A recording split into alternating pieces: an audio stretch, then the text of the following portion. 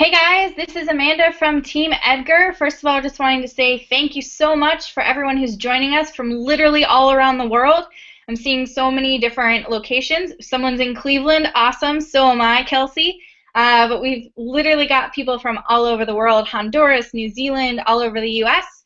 Just want to say welcome and thank you for joining us. We are going to get started just in a second here. I'm going to go ahead and pull up my presentation. So like I said, my name is Amanda. I'm a member of Team Edgar, and I'm going to be presenting today's webinar about creating killer Facebook content. We know this is a really popular subject, so we're really excited about this webinar today. Before we go ahead and get started, I know a lot of you have already figured out the chat, so that's great. You can feel free to use that throughout the webinar. Right now, though, if you can just let me know that you can hear me and that you can see my screen, that would be awesome, just to make sure that we're all ready to go. Once we kind of get ready to get started, the webinar is going to last about 40 to 45 minutes of the presentation. We also have a little kind of interactive part towards the end, and then we'll have time for some discussion and questions at the very end of the webinar. So if you do have any questions about the content that we're covering or about Edgar or social media in general, you can feel free to pop those into the chat as we go along. But if you have any really juicy questions that you want to make sure that we answer, hang on to those until the end, and we will get to those after the webinar is over.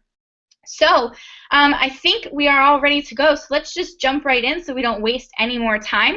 So today we're going to talk about a few different things, and I'll give you a little preview of the webinar before we get started.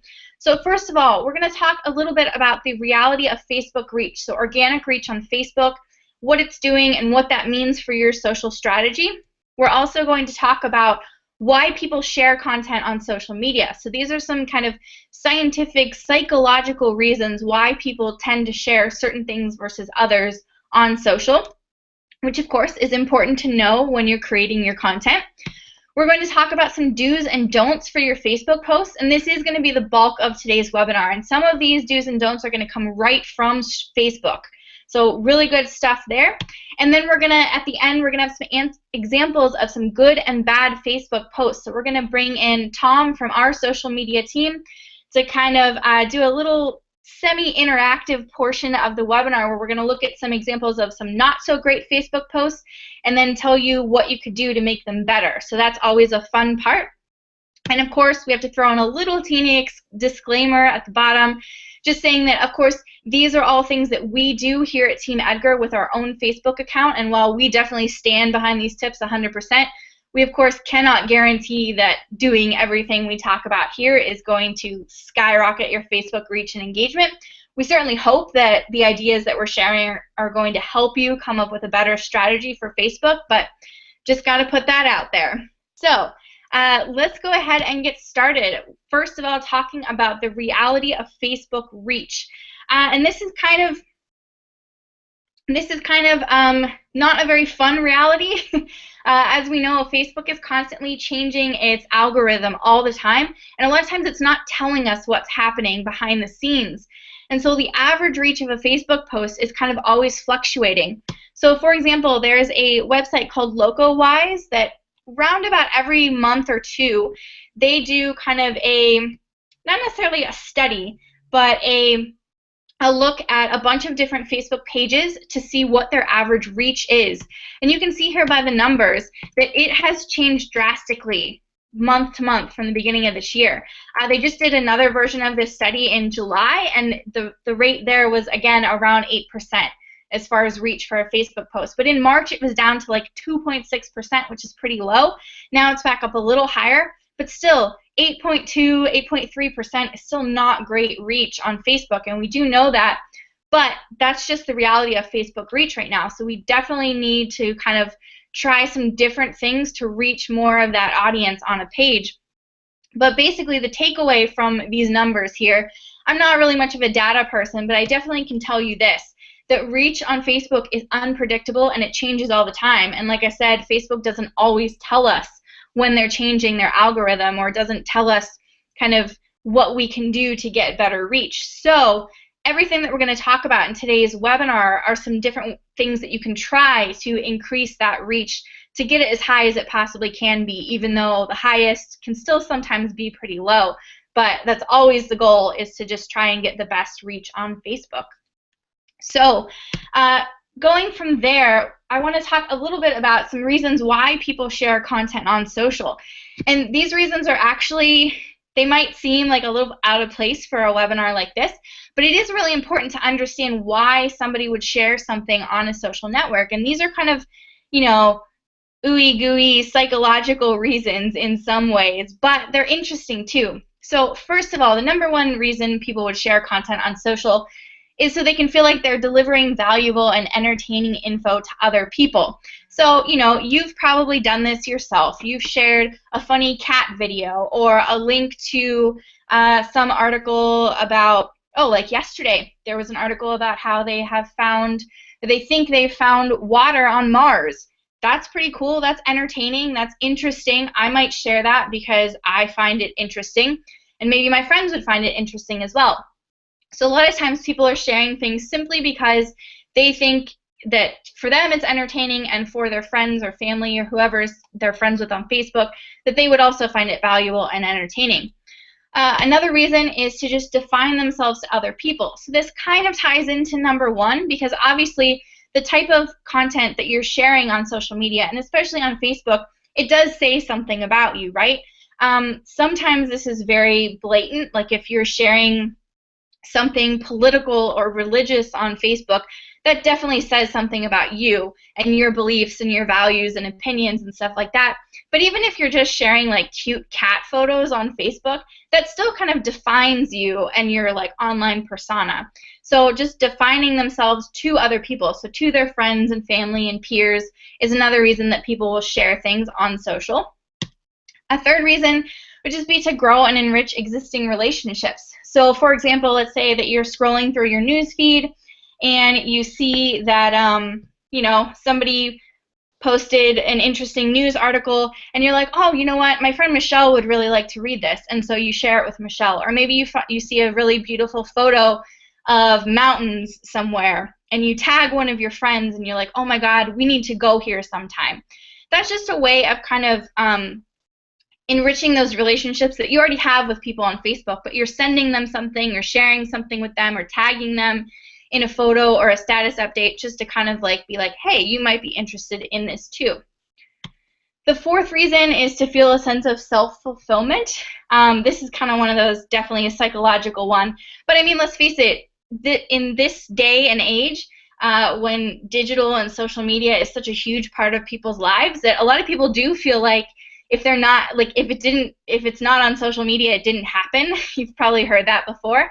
But so just sharing things on Facebook kind of just like makes you feel good about yourself sometimes. Or, you know, you might feel like, oh, well, until I post these photos from my family reunion, nobody will know what happened. And so then when you do post them, you feel like, okay, now people know what's going on in my life. So that can also just lead to kind of that sense of self-fulfillment or feeling good about yourself. And the fifth reason is just to get the word out. So whether it's about an event or maybe something that just happened in the news, anything where you're wanting to share something so that other people know about it. So that's kind of the fifth reason there. Now, if we go and think about those 5 reasons again, think to yourself, what do all of these motivations have in common? Because there is one thing that all of them have in common, and that one thing is that it's about them and not you. So this is definitely important to remember when we're creating content for Facebook, because the reason that people will share things on Facebook or on any social network is because they can connect to it. They feel like it's saying something about them if they're sharing it. So yes, it might be content from your blog. It might be a product that you're, you know, trying to sell, but it needs to say something also about your audience. So the key here is to create content that your followers can relate to and recognize themselves in. And that's something I definitely want you to remember throughout the rest of this webinar, because that's really the key when it comes to getting people to engage with your content and to share it on Facebook. So, out of the heavy psychological stuff now, we're going to get into those do's and don'ts. So here are some do's, and these are straight from Facebook. So a lot of times when Facebook changes its algorithm, it doesn't always tell us that it's done this. But every once in a while, they will put out kind of a little news article or a blog post saying, hey, we changed something. Here's what you should be doing now in order to get the most out of your Facebook posts. So there are a couple do's. The first one being that you do want to share links with an image preview. Sounds pretty self-explanatory, but it used to be that the best way to get engagement was to just share photos on Facebook. And for some pages, that's still true. But when it comes to links, it used to be you would share a photo and you would put the link in the caption of the photo. But now Facebook actually says, no, we want you to use the link preview that we provide for you. And this is how they want you to now share links on Facebook. So basically what it is you still have your intro or your caption to your link. Then you have an image preview, and that's pulled in by Facebook based on the link, the URL that you put in. And then you also get a link title and description, which you can edit. So you can change that if you don't like what it says originally. But this basically is how Facebook wants you to share links on their platform now. So if you're not doing it that way, give it a try. Another do that comes straight from Facebook is to write longer posts for stickiness. And this actually makes a lot of sense. So this is a quote right from Facebook, basically just saying that, you know, if people are spending a lot of time on one story in their newsfeed, then chances are that was a good sign that that content is really relevant to them. So of course, if you have a longer post and people are stopping to read it, then Facebook is able to say, oh, hey, this person was really interested in that content. We should show them more of that type of stuff. So as an example, so here's a post that would be long for stickiness. So you can see here, this is actually a link with a really long description, and there's a see more that you have to click to read the whole thing. So if you click it, you get this whole long description before this link. And this is actually great for a couple of different reasons. Number one, it's long for that stickiness factor, but also you have to click on see more in order to read the entire post. Now, clicking on the see more is basically interaction, right? That's engagement in Facebook's eyes. So if you're clicking on that link and then you're also sticking around to read everything in that post, that basically tells Facebook, hey, I'm really interested in this post from this page. And then Facebook is likely to show you more things from that page. So if you usually just write kind of short and sweet updates on Facebook, experiment. See what happens if you're writing longer stuff, if that makes people stick around more and engage more with your content. Now let's get into some don'ts, the things you do not want to do on Facebook. And again, a lot of these are coming right from Facebook itself, so these are worth paying attention to. So first of all, you don't want to be posting clickbaity links. And we can kind of probably, most of us can imagine or think about what those are. So these are the kind of listicles that you see on Facebook, and their titles like, oh my God, you won't believe number 4, and you don't know what the list is about. You have no idea what number 4 is, but you kind of want to click on it because you just want to know what it is that you won't believe in number 4.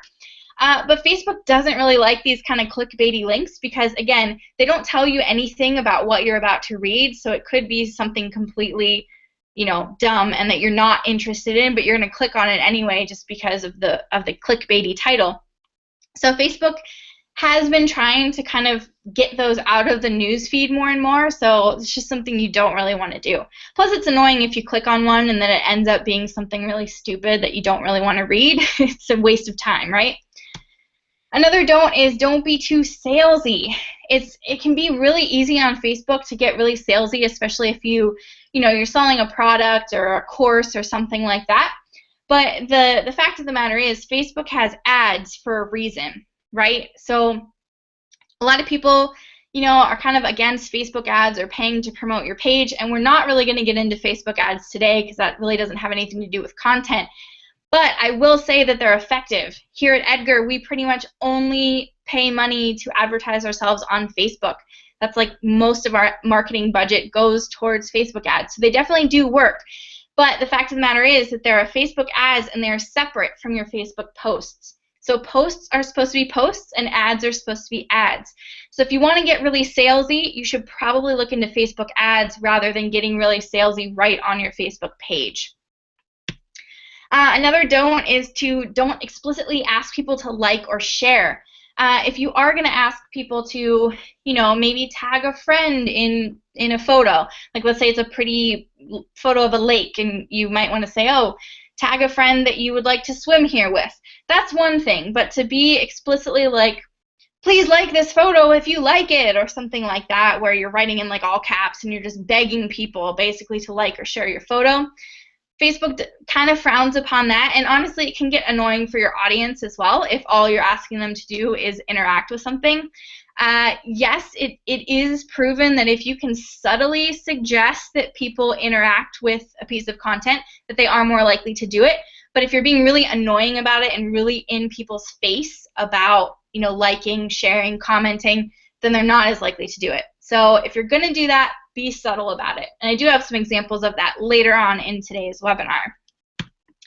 Another don't is to drop the hashtags. Most people, I feel like, aren't using hashtags that much on Facebook anymore.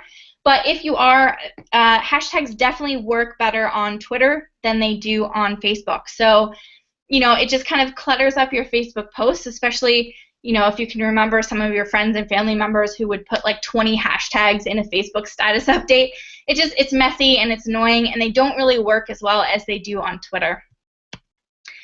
The last thing, and this is more from Team Edgar than from Facebook, but don't reuse something if it didn't work the first time. So Edgar is basically built to help you reuse your best evergreen content on social media. So we're definitely all about resharing things that do really well and scheduling them out and that sort of thing. But if you share something once on Facebook and like nobody engages with it and it's just not doing well, don't share it again, or at least don't share it again for a long time, because chances are if it didn't work the first time, it's not going to work the second. So just remember that as well. But let's get out of the negativity and get back to some of those do's. So we have some more do's for you, and these are right from our team here at Edgar. So some things that we do for our social media that we find really works. So the first one is to be consistent on Facebook. So this means that you don't want to let days go by without posting. Now, of course, how many times per day that you post, I can't really give you a number there, how many times a day you should post, because it's going to be different for every page, for every business, for every audience, right? I know some pages, might only post once a day. Others might post 10 times a day. And for some of those pages, it works if they're posting 10 times a day, but it might not necessarily work for you. So you do need to kind of experiment to figure out what the best mix is, or what the best frequency of posting is for your page. But I would say in general, you should at least be posting once a day, right? Because if people don't hear from you or they don't see stuff from you, and obviously if you're letting like 3 or 4 days go by without posting, you're not going to be in anyone's news feed, so people are just going to forget about you. So you want to be consistent with your posting. However many times a day you decide to post, if you say, okay, I'm going to post twice a day on Facebook, make sure you post twice a day on Facebook. And we use Edgar for that, obviously, because you can schedule out those posts so that you'll be posting twice a day on Facebook if that's what you decide to do. So consistency is really important for keeping those engagement numbers steady. Another do is to let your voice and your personality shine through. This is a given for, any social network. You should be doing this, but definitely on Facebook too. Whether you have a brand voice that you're personifying, or whether it's just you running your business and you're the one doing all the posting, you can still let your personality shine through, even if it is a business page. Now, of course, the extent to which that personality comes through completely depends on your business. If you're running your business just as a reflection of you, then you can probably let more of it come through. If you're running Facebook for like a big corporation that's a little bit more serious, then you have to kind of play around with it and see what you can get away with as far as letting that voice come through. But we definitely try and do this at Edgar. And it doesn't have to be like really over the top, but if you read this update from Facebook, you can kind of get a sense for our like brand voice and the personality that we've put behind Edgar. So you do definitely want to let that come through on Facebook.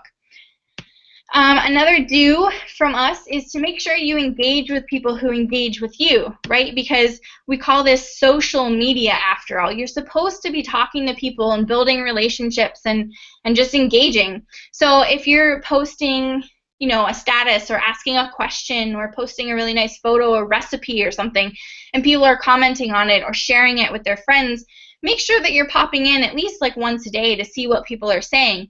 And now, granted, every single comment that somebody leaves, like on a photo or link or something like that, Not all of them are going to necessitate a response or a reply from you, but you can definitely go through and comment on a couple of those comments. You can like the comments that other people are leaving on your photos and links and that sort of thing, just basically to prove that you're paying attention and that you're there and that you appreciate that people are engaging with your stuff.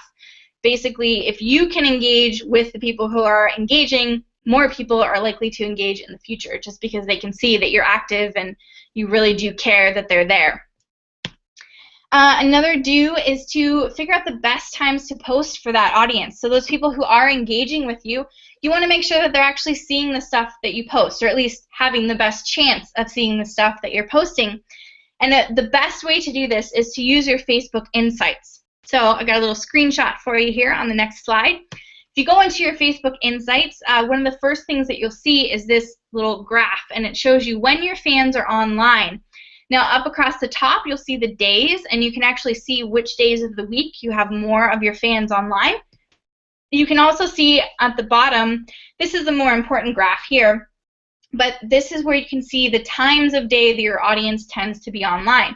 So looking at our graph, we're probably not going to post anything past like midnight because we get that huge dip in the nighttime since most of our audience is in the US, and that's when people are asleep. Conversely, we probably should be posting, it looks like, between about 4 and 5 p.m. because that's like the peak where the most people are online from our audience. So just by using this graph, you can kind of get a good idea of when you might want to schedule those times to post on Facebook. So if we decide we're going to post twice a day, we might go ahead and post at like 1 p.m. and 5 p.m. because it looks like those are kind of the times when people are online the most. If you have an audience that's maybe outside of your time zone, this graph can give you a really good idea of when they might be online. So let's say that you're in LA, but you have a huge audience in London.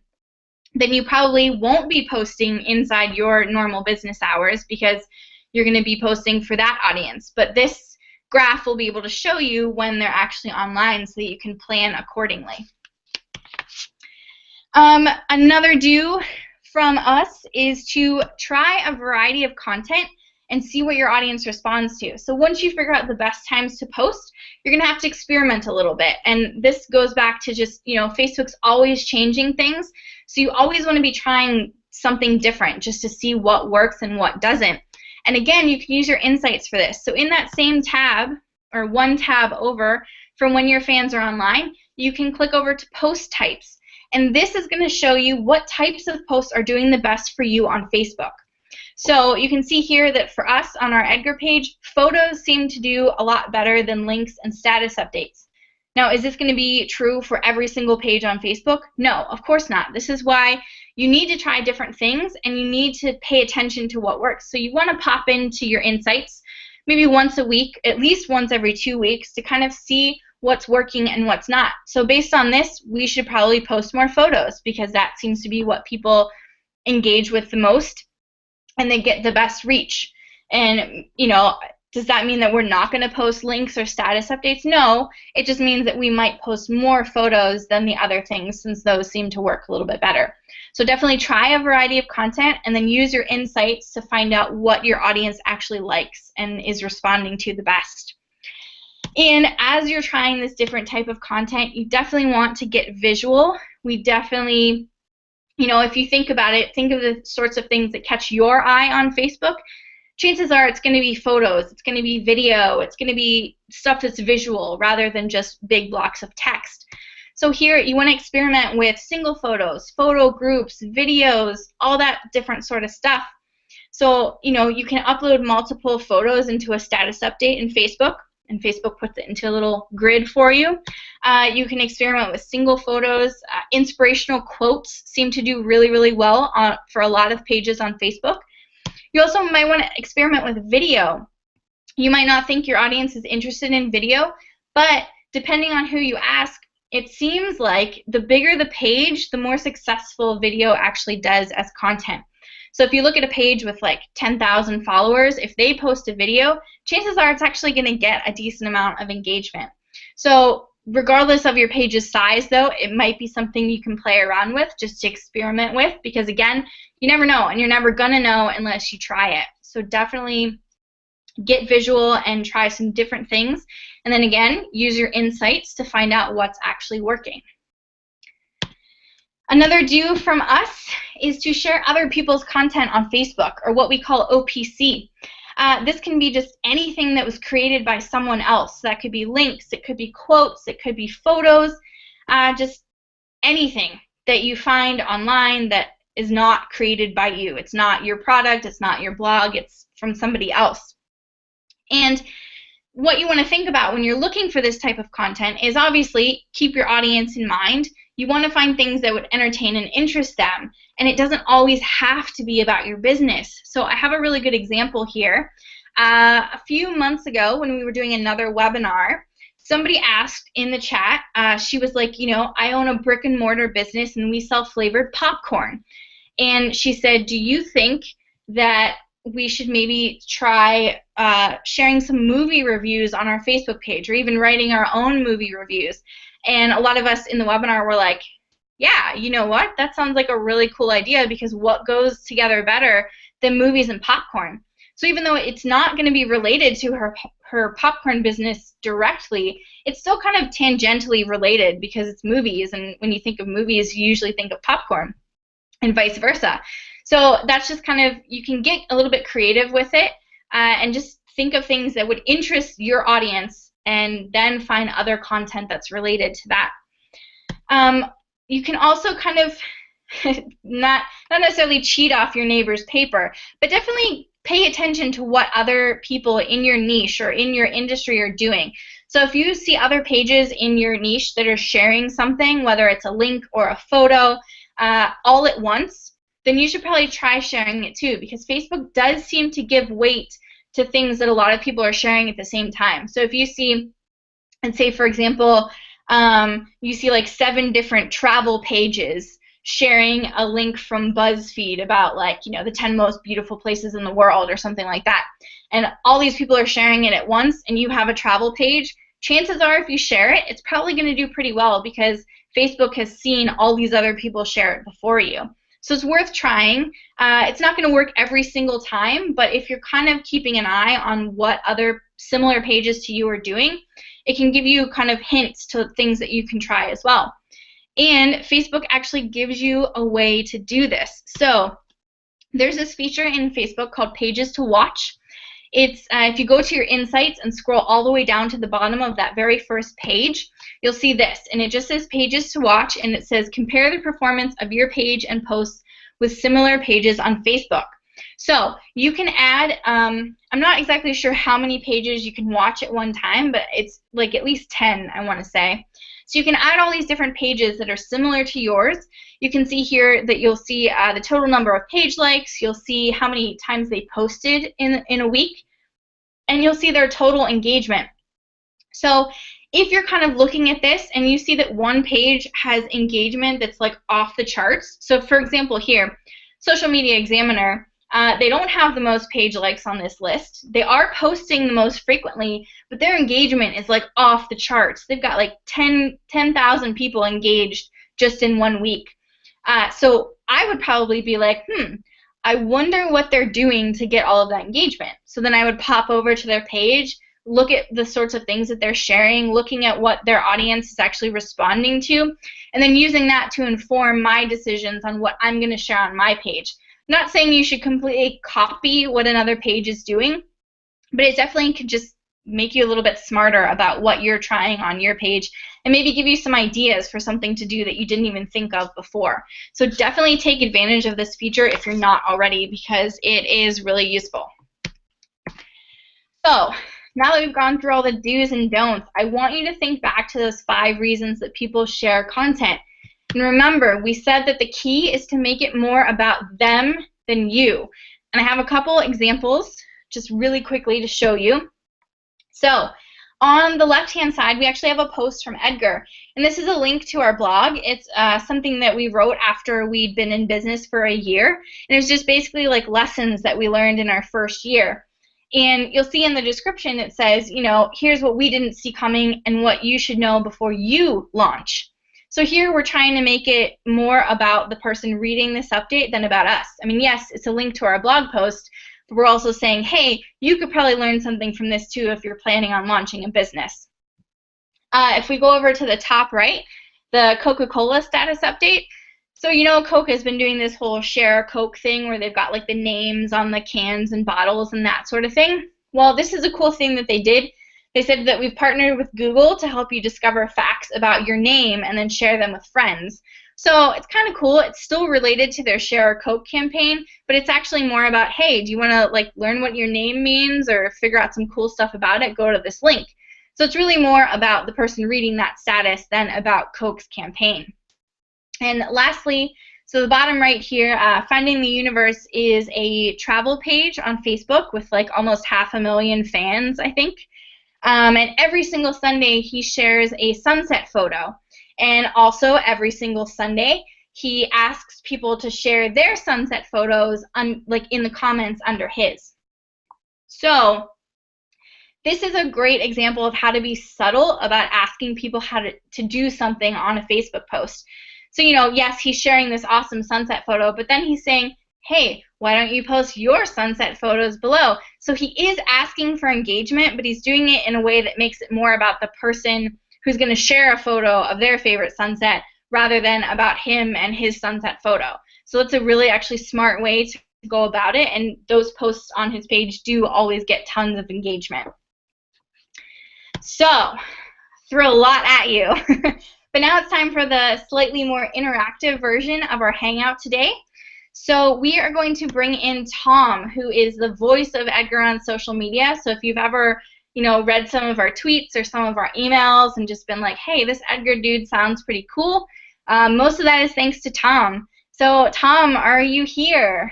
I am here. I'm here, and I'm not nearly as cool as Edgar is. Well, you're pretty close. So, so basically what we're going to do is Tom is going to go through some bad examples of Facebook posts, so some examples of posts that aren't really that great, and then show how that they could be made better and tell you what's wrong with the first version. So as we go through the bad versions, definitely see if you can spot what's wrong with the examples, and feel free to hop into the chat and kind of talk to us about what you think is wrong and just all the stuff that Tom's gonna go over. But I will throw it over to you, Tom. All right, so we are going to just look at a few Facebook status updates that aren't as good as they could be, right? Ones that are doing something that Facebook doesn't like or that Facebook users don't necessarily like either. So we're going to throw one up on the screen. You guys in the chat will be able to chime in with what you think each update is getting wrong, and then we'll go over how the update could be improved. So once you're ready, we're going to go ahead and get started here.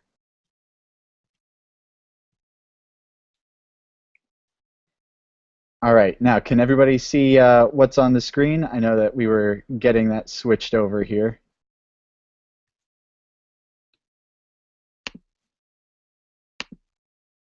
All right, I'm seeing some people in the chat saying that everything is working the way it should. So we got an easy example here to start that Amanda's going to put up on the screen. Cookie Monster says, click the like button if you like cookies. And again, I'm sorry, I'm not going to do the Cookie Monster voice for that. I know I should. But this seems pretty harmless, right? What could Cookie Monster be doing wrong? Oh my gosh, you guys are so fast. You're already getting it right. Cookie Monster is like baiting. Like baiting is actually what Facebook calls it when you're asking people to like your stuff. He's explicitly asking his followers to engage with his post. This is not valuable in the way that the Sunset guy is, because Cookie Monster just wants his engagement rate to go up. This isn't really about the user. The problem is, this is super low value content. Facebook doesn't like it when you post stuff like this. So let's go ahead, Amanda, and we're going to take a look at how he could have done this post better.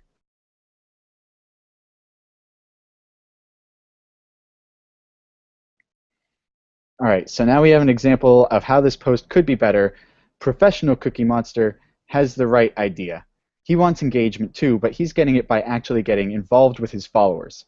He's asking a question that gets a discussion going, which is more rewarding for his fans, and it's the type of engagement that Facebook wants to see. Now we're just going to take 1 second here and make sure that that our video is working properly, because it seems like some of you guys are stuck looking at my face, and that is just, nobody needs that.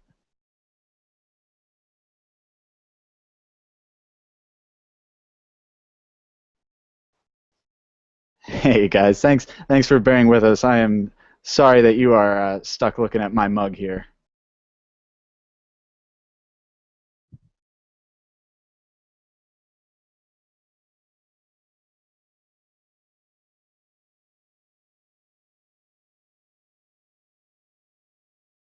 We are just doing a little bit of troubleshooting.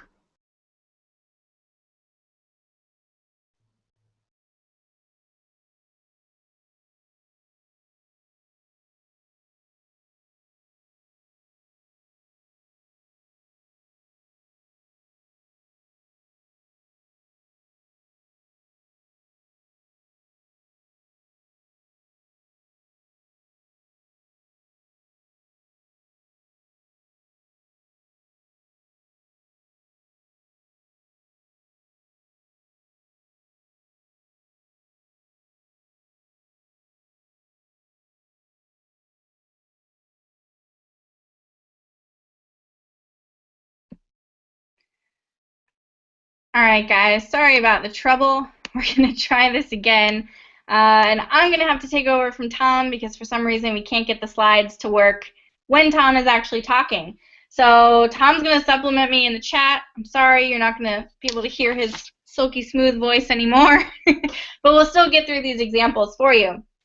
So the next example that we have for you, or wait, this is still Cookie Monster, so we've already gone over that. The next one, here's the bad example. So feel free to tell us in the chat why you think this is bad. Probably pretty obvious here as well. So the reason that this is not such a great post is that it's clickbaity, right? This title here, the craziest thing to happen ever, and the description is just like, this video is going to make you go, oh my God. You have no idea what this post is actually about or what this video is going to show you. And, you know, maybe that's going to make you want to click, but maybe not because you're like, I have no idea what I'm going to see. So a better version of this post would be something like this, where you actually have a headline that tells you what the video is about. So it's how to cure an ice cream headache in seconds. That still sounds pretty interesting, but it's not clickbaity anymore. And the description, again, gives you a little better idea of what you're going to see in the video. And Facebook definitely prefers this to those clickbaity titles because, again, you want people, yes, you want to kind of entice people to click on your link or your video or whatever it is you're sharing, but you don't necessarily want to trick them into it because Facebook kind of frowns upon that a little bit. So let's move on to the next example. And this one is a little bit trickier, so we are getting slightly more difficult as we go along, but let's see what you guys can do with this one. So here's the not so great example. So take a second, look at this, see if you can figure out what's wrong, quote unquote, with this post. So if you're looking at it, you might actually say, doesn't really look too bad. But here's the thing, this is written more like an ad, right? So this is something that would be posted on a page. And remember what we were saying before about how a post should be a post and an ad should be an ad. So in this case, this is a little bit too salesy for a regular Facebook post. So how would they fix it? And this isn't really a post from Planet Fitness. We completely made all this stuff up too, I should mention. But so how would we fix something like this? Well, you actually pay for an ad. So here's what that same post would look like as a Facebook ad. It's not any different. It's still the same exact thing. It's just now it's clearly a sponsored ad on Facebook. And this is really what Facebook prefers. If you're going to get really salesy, if you want to put something up that is an ad, pay for an ad because an ad is an ad and a post should be a post. So in this case, Planet Fitness should have just gone ahead and paid for an ad in this case. Our last example that we have is perhaps not quite as tricky, but still kind of tricky. Let's see what you guys can do with it. So the bad example here you go. You know, we've got Vice President Biden and Putin here in a photo with a link. What do you guys think is not correct with this post? I know Tom is in the chat with you guys right now. So if you said that it is kind of fear-mongering, misleading, perhaps, you would be right, because here is what the actual version of this post would be like. Like, oh, they were like joking around, and somebody put a funny caption and was like, oh, thumb war. So this is the actual story, or would be the actual story, whereas the first version actually makes it sound like we're going to war or something like that, which is really misleading. And it's not necessarily one of the do's or don'ts that we went over today, but should be kind of self-explanatory. You don't necessarily want to like instill fear needlessly in your followers, or just put stuff up that's really misleading. That's something that people complain about in the media all the time, so you certainly don't want to add to that at all. So when you are creating posts, just keep that in mind. You don't want to take things out of context, or make it so that people could easily take things out of context, because again, the bad example is not only misleading, but a little clickbaity as well, because you're like, oh my God, we're declaring war, what?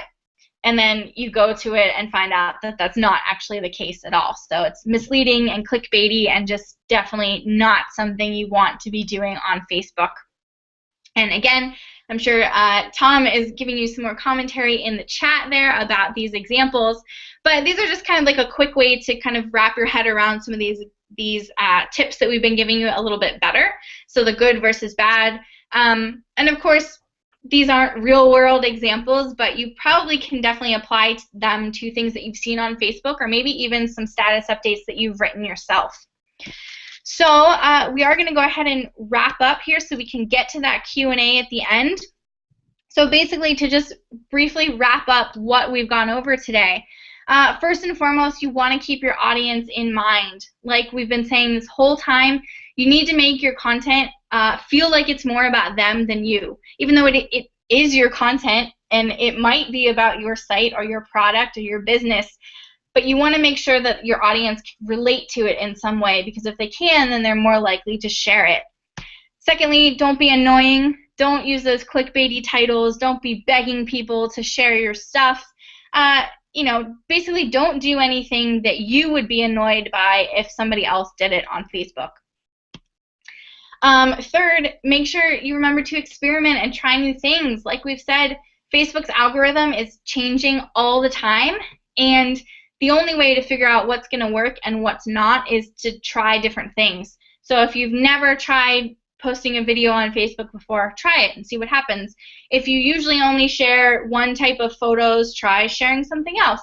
Just experiment with it and try new things. And as you're doing that, make sure to just do more of what works and ditch what doesn't. Don't be afraid to stop doing something on Facebook if it's just not working for you. Once you know, it might take a while to hit that sweet spot and figure out what it is that your audience does respond to. So if you're trying stuff and it's just not working, don't be afraid to try something else, because a lot of it is just going to be trial and error until you figure out what works. So before we go ahead and hop into the Q&A, we have mentioned Edgar quite a few times today. So if you're not currently an Edgar user, Edgar is just a social media management tool that does help you be more consistent with your social media and get more mileage out of all your evergreen status updates. And those are a couple things we talked about today as far as Facebook. If you're interested in trying it out, we do have a 14-day free trial right now, no credit card or anything required. You could just head over to meetedgar.com/free trial if you want to sign up and check it out, just kind of as a little thank you for joining us today in our webinar. But now that that's all out of the way, we definitely do want to leave time for discussion. So we have about 15 minutes or so, which is perfect. So if you want to pop into the chat, and I know that you've been sending in some questions throughout this whole webinar, which is awesome, so we will get to those now. And also, if you just want to tell us, what sort of things have you tried on Facebook that have worked really well, or maybe what things you've tried that haven't worked really well? If you'd like to tell us, feel free to do so in the chat. And if you have any more questions for us, throw those in there as well, and we're going to get to answering those now. So I'm just going to minimize this, although I will leave the screen up so you guys can still see it, but I want to be able to see the chat. So let's jump right into some of these questions that we've gotten throughout the webinar, and some of these are from a little bit easier. So let's see, Shauna was asking about earlier some tips for nonprofits. So that's a really good question, Shauna. And again, it just comes down to it depends obviously what type of nonprofit you're talking about. So if we're talking about like a church or a charity, there's probably going to be some sort of focus for that nonprofit, whether it's whatever you're raising money for or the focus of it. You can definitely use that topic to kind of think tangentially and find things to share that are related to that. So, for example, I don't know if your nonprofit is like, I don't know, let's say a hospital or some sort of medical facility. You can certainly go out and find interesting like scientific articles about stuff that's happening in the world of medicine. You can go out there and find really inspiring stories about people like beating diseases or things like that. So it doesn't necessarily just have to be about your nonprofit. It could be anything related to the topic that your nonprofit is raising money for. Emily asked earlier, does the 80-20 rule still apply for content? Meaning that 80% of your content should be social and 20% should be like a call to action. I think, again, it just comes down to you need to experiment and see what your audience likes. I would say that 80-20 probably is still a good breakdown because, again, especially on Facebook, you don't want to get too salesy. You don't want to be just like really getting on people trying to sell them stuff, especially on Facebook. That's not really what most people are there for. They put up with the ads because they're there. But yeah, I would say that's probably still a good mix for your content. But again, you probably want to experiment with it because you might be able to get away with a little more than 20% of like calls to action or promos, depending on your audience and depending on why they're like following your page. Mariana is asking, so this is a question based on when you're sharing a link preview on Facebook. Does it influence your reach whether you still keep the URL in the caption of the post or not? That's a good question, and I honestly do not know the answer to that one. We sometimes will leave our shortened bit.ly links in the caption as well as use the link preview. But I know a lot of people just think that looks cluttered because you already have the link there once. So I think that's more just personal preference. And there's really no, as long as you're actually pulling in that link preview, leaving the URL in the caption, I don't think it necessarily hurts you. But again, maybe that's something you want to experiment with. Maybe try it for a week and see if you get any results from that. That's something we haven't tried. And yeah, and so if you didn't know, you can remove that URL from a link preview in Facebook, just in case you didn't know that. Let's see. Marissa was asking, should you post the same type of content at a certain time each day? For example, a new blog post at 5 p.m. versus different types of content each time. So with Edgar, we definitely, the way that Edgar is set up, you actually can schedule specific types of content for a certain time. So it would be the same type of content at the same time. So on, Mondays at 5, it would be a blog post, and at Tuesdays at 5, it might be a quote. But for each day of the week, for each week, it might be the same. But again, I think there is something to be said for consistency. So if you're always publishing your new blog post at 5 p.m. on a Tuesday, then your audience might just kind of get conditioned to expect a new blog post from you at 5 o'clock on Tuesdays. So in that case, it might actually be really smart to stay consistent with that. But it depends what kind of content it is. And again, I'm going to go back to my standard. You should just experiment with it and see how your audience responds. Let's see. Any other questions here? Tom and Stacy, feel free to send me some more as they're coming through, because I see they're coming through really fast. Definitely appreciate how active you guys have been in the discussion and sending us questions. Let's see, I'm just going to scroll through here and see what else you guys are saying. So here's another question. As a composer, the line between my professional page and my personal page is blurry. Should I treat the two differently to get more engagement? That is a good question. So basically what we usually tell people to do at Edgar is that you want to keep your personal and your business separate. So for some people, like if you're an author or kind of like a public figure who you really, it's hard for you to separate the personal from the business, that's one thing. And that's a challenge that it's kind of just something that you need to figure out how you want to balance that on your own. But in general, if you are running a business, and you should have your personal profile that's just for your friends and family, and then your business page that's actually for your business. Not saying that you won't ever share things between the two. For example, I have a travel blog and I have a page for my travel blog, but a lot of times I'll share links on my blog page and on my personal Facebook page just because I know my friends and family like to read about my travels too. But in that case, I tend to keep all of my blog related stuff on my page and not really on my personal profile because, I figure my friends don't always want to be hearing about that. And if they do, I'd rather them follow my page than be looking at my personal profile all the time. So it is going to be a balance in your case, it sounds like, because if that line is a little bit blurred, you probably should pick one or the other to focus on. So if you find that it's more your friends and family who are following your personal page that seem to interact more, maybe you want to focus more there and not so much on the page that you have, or vice versa. Miranda's asking, any good tips for the best way to schedule video? That is a good question, and you're right. So you said most of our videos are on YouTube, but I know that sharing them native on Facebook looks better, and that is true. And honestly, I haven't found a great solution for scheduling videos on Facebook yet, simply because if you upload through like a third-party app or you share a link or you schedule a link from YouTube, Facebook treats it differently than if you just upload natively. So honestly, I would say just keep uploading them through Facebook if you can. Or sometimes, here's what I often do. I will make a teaser clip. So maybe if I have a video that's like 2 minutes long, I'll make a little teaser that's maybe 15 seconds long. I'll upload that to Facebook, because when you upload a video to Facebook, there is actually an option to do, like at the end of the video, have like a link that says watch more, and you can link then to the video, to the full video on YouTube.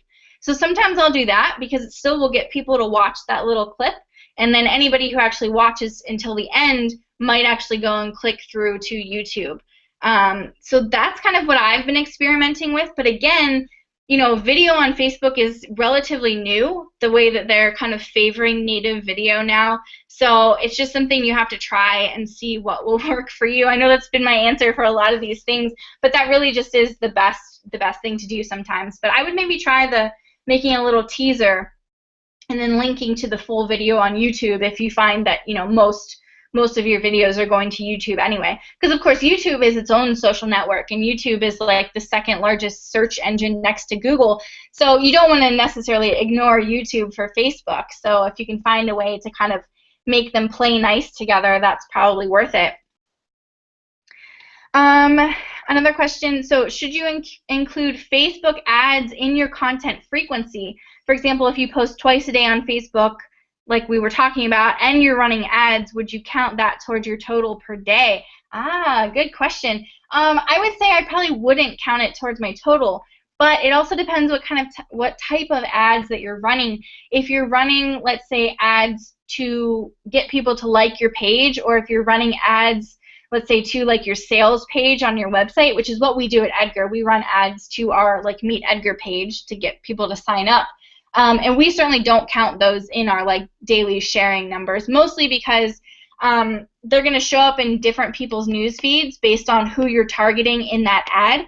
So we might have an ad that's only targeting men aged 35 to 45. So that's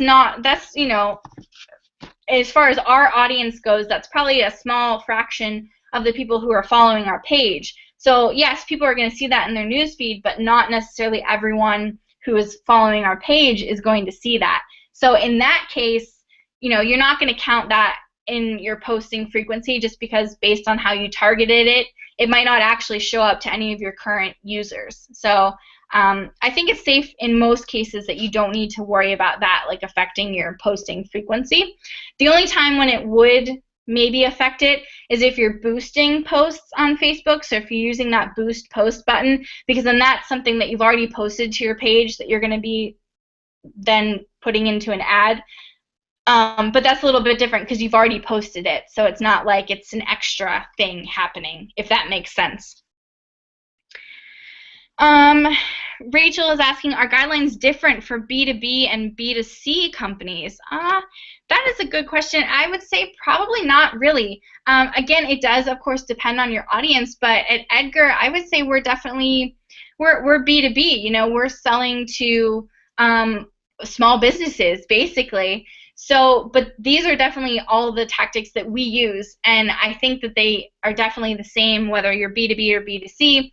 Especially when it comes to some of the do's and don'ts, because it doesn't really matter what you're selling or what kind of content that you're posting.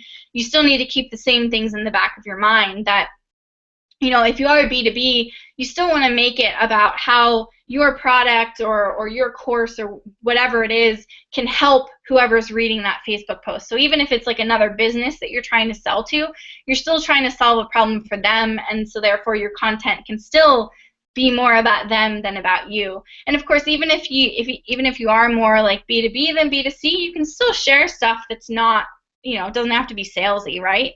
So yeah, I would say it's not that much different content-wise, or based on the tips that we've gone over today. Wow, you guys are so awesome with all this chat and questions. I think we have time for maybe like one or two more, so we will, okay, got another one here. Question about hashtags. Does Facebook actually downgrade your post if you use a hashtag, or we just shouldn't do it because it looks messy? Again, Facebook keeps all of their algorithm secrets very close to their chest. So I can't say with any certainty whether they actually, you know, would ding a post if it has a hashtag in it.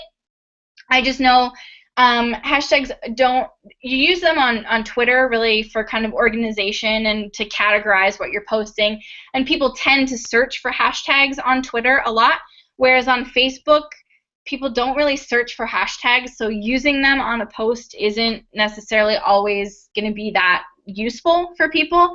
And yeah, if you're using a lot, like if you just use maybe one in a post, not too bad, but you get a lot of people on Facebook that are like, you know, using 6 or 7 in a very short status update, and it just looks really messy. Keelan asked, how often do you guys do these webinars? Great question. So we usually do at least 1 a month, sometimes 2 a month, and we have, this is actually the second time that we're doing this Facebook webinar, so we're really excited that so many people showed up to join us today. We have in the past done webinars on Twitter. We've done webinars on how to get more followers, on content curation, and we do have some more coming up as well. And since you signed up for this webinar today, we will send you notifications like when we plan the next webinar. So if you want to come to another one, you'll definitely be able to do that. And everybody here today will also get a link to the replay for today's webinar, as well as the slides from today. Somebody was asking about the free trial URL. I can go back to that slide here for you. It's just meetedgar.com/free trial if you're interested in that. And yeah, of course, if you have suggestions for future webinars for us, or just any questions that we didn't really get to today, either about Edgar or social media in general, you can feel free to send us an email at support@meetedgar.com, and we can certainly answer any Edgar-related questions or any social media questions that aren't too aren't too difficult. Because yeah, we do definitely try and do as much teaching as we can about social media as we go along. I think, though, we have pretty much, I know we didn't get to everybody's question, and I do apologize, but we just had so many coming in. I know Tom and Stacy were kind of going through the chat as we went along to answer questions, so hopefully you guys were paying attention there as well. One last question from Rachel asking how many people are on our marketing team. So our team at Edgar is really small, like just the entire company is only about 14 people right now. So we have one marketing lead, one person who handles Facebook ads, and then two writers, and then me who handles webinars and some other stuff like that. So actually a pretty small team when it comes down to it. But we love doing this sort of stuff, especially the webinars, to kind of get you guys behind the scenes, not only of Edgar, but just social media in general. So thank you so much for joining us today, and keep an eye out on your email when you'll get the link to the replay and the slides, and also just for info on future webinars, because we'd love to see you again. And feel free to tweet at us if you had a good time today. We're just at Meet Edgar on Twitter as well. So thank you so much, and have a great rest of your week, guys, and happy Tuesday. Bye.